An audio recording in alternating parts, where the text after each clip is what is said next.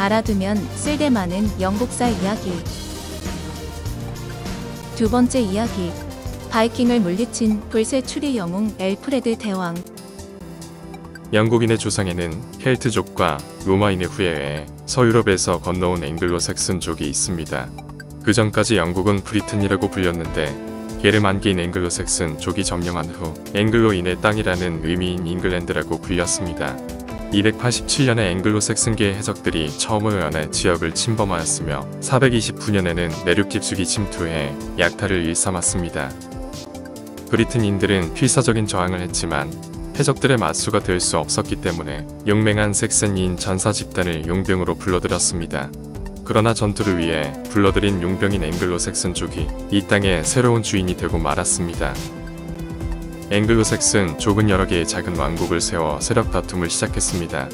650년에는 북부의 노섬브리아, 중부의 머시아, 동부 연해의 이스트 앵글리아, 켄트 에섹스, 남부의 웨섹스, 서섹스라는 이른바 7왕국 시대가 시작되었습니다. 7왕국의 주도권 다툼 속에서 수많은 영웅이 탄생했는데 켄트의 왕 에설버트도 그 중 한 명입니다. 에설버트는 프랑크 왕국의 공주를 왕으로 맞이했는데 이때 많은 그리스도교 종교인이 공주를 따라 켄트 왕국으로 들어왔습니다. 597년에 로마 교황 그레고리우스 1세가 켄트의 첫 선교단을 파견했는데 에설버트는 일생일대의 기회가 왔다는 것을 직감했습니다. 에설버트는 세례를 받고 기독교인이 되는 동시에 거액을 쏟아부어 캔터베리 대성당을 세웠습니다. 이때부터 캔터베리 대성당은 영국 그리스도교의 중추 역할을 맡게 되었습니다.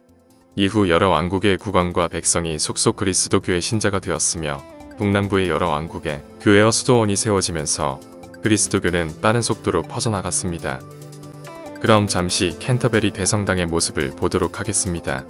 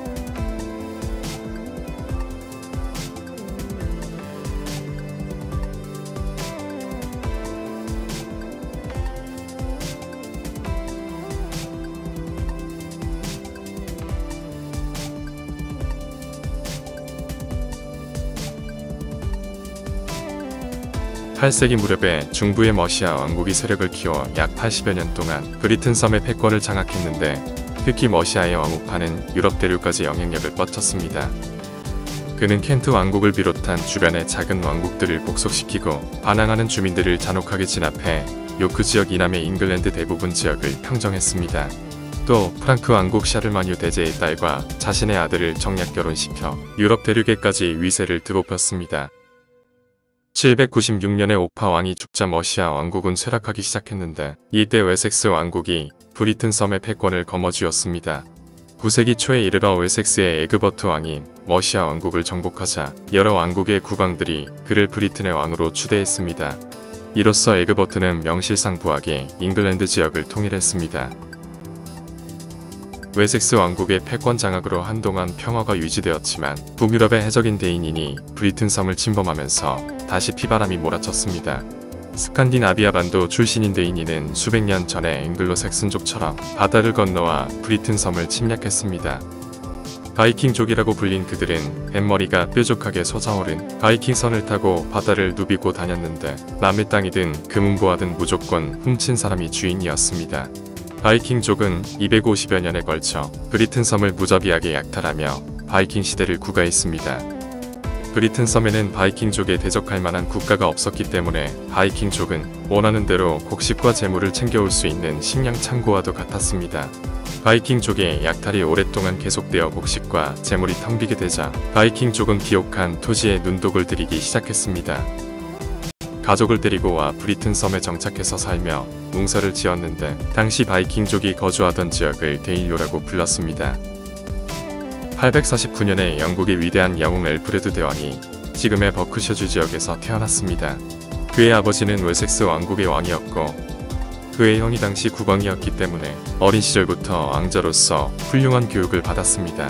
본래 영특해서 아버지를 따라 로마를 방문했을 때 교황에게서 찬사를 듣기도 했는데 바이킹족의 약탈 행위를 목격하고 그들을 내쫓겠다고 결심했습니다. 그는 형 에설레드 1세를 도와 바이킹족과의 전쟁에 뛰어들었습니다. 871년에 에설레드 1세가 바이킹족과 전투에서 숨을 거두자 엘프레드는 20살의 젊은 나이에 웨섹스 왕국의 국왕이 되었습니다. 전세는 웨섹스 왕국이 상당히 불리했지만 엘프레드는 몸을 사리지 않고 직접 앞장서며 혼신의 힘을 다했습니다. 전쟁 중에 엘프레드가 가수로 변장해 바이킹족의 진영에 들어갔다고 합니다. 하프를 연주하면서 그들의 마음을 사로잡은 엘프레드는 적진을 염탐했습니다. 그 결과 바이킹족은 경계가 느슨한 데다 보급이 원활하지 못해서 약탈한 식량에 의존한다는 사실을 알아냈습니다. 그 후 엘프레드는 정예 부대를 보내서 바이킹족의 식량 보급 부대를 습격함으로써 바이킹족은 굶주림에 허덕여야했습니다. 엘프레드는 876년에 바이킹족과의 마지막 결전에 나섰는데 굶주림에 시달리던 바이킹족은 결국 불굴이 흩어졌습니다. 결국 바이킹족은 엘프레드에게 항복할 수밖에 없었는데 엘프레드는 바이킹족을 완전히 내쫓으려면 막강한 군사력이 필요했기 때문에 평화협정을 맺었습니다. 그리스도교를 믿으라는 엘프레드의 요구 조건을 받아들이고 데인로에 정착했는데 엘프레드는 런던을 포함한 남부지역 전체를 통치하게 되었습니다. 엘프레드는 886년에 런던에 주둔하면서 데인로를 제외한 잉글랜드 전 지역에 공인된 지도자가 되었고 작은 왕국들 사이에 벌어진 주도권 다툼은 실질적으로 끝이 났습니다. 여기서 잠깐 고색찬연한 영국의 옛 수도 윈체스터. 영국의 수도가 런던이라는 사실을 모르는 사람은 없을 것입니다.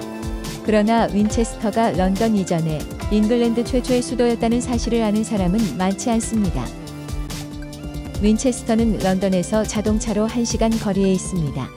처음에 로마인의 군사기지로 만들어졌으나 나중에는 강력한 웨섹스 왕국의 정치, 경제 중심지가 되었습니다. 윈체스터의 도로 정비 계획은 알프레드 대왕이 설계했으며 지금도 그 흔적이 남아 있습니다. 십자 모양으로 거리를 구획하는 시스템은 현재도 기본적인 도시 계획으로 인정받습니다. 마을은 남한을 따라 일련의 방어벽으로 설계됐습니다. 알프레드 대왕이 왕국을 수비할 목적으로 세웠으며 버프로 알려졌습니다. 1066년에 프랑스의 노르만이 침입해왔을 때 정보광 윌리엄은 런던의 웨스트민스터 선에서 대관식을 올렸지만 윈체스터에서 다시 한번 대관식을 올려야 했습니다. 이것은 윈체스터가 잉글랜드인들의 마음속에 얼마나 중요한 위치를 차지하는지 보여주는 일화입니다. 아울러 영국 잉글랜드 햄프셔 카운티에 있는 윈체스터 대성당은 역사가 900여 년에 이르는 유서 깊은 성당으로 유럽에서도 큰 규모를 자랑하는 성당 가운데 하나입니다. 오만과 편견을 쓴 작가 제인 오스틴의 묘지도 이곳에 있습니다. 엘프레드는 요새를 강화해 수비력을 보강했고 직접 역사서를 쓰고 여러 법령을 제정했습니다. 특히 법령을 제정할 때 공정성을 유지하는 데 심혈을 기울였는데 이때 만든 법령이 영국 관습법의 기초가 되었습니다. 엘프레드는 문화교육에도 노력해 학교를 짓고 유럽 대륙에서 학자들을 초빙해 귀족 자제들을 교육했습니다. 엘프레드 자신도 라틴어 책을 영어로 번역해서 로마 문화를 전파하는 데 중요한 역할을 했습니다. 엘프레드는 브리튼 섬을 통일하고 국가의 기틀을 닦는 데 막대한 공헌을 해서 오늘날까지 엘프레드 대왕으로 불리며 널리 추앙받고 있습니다.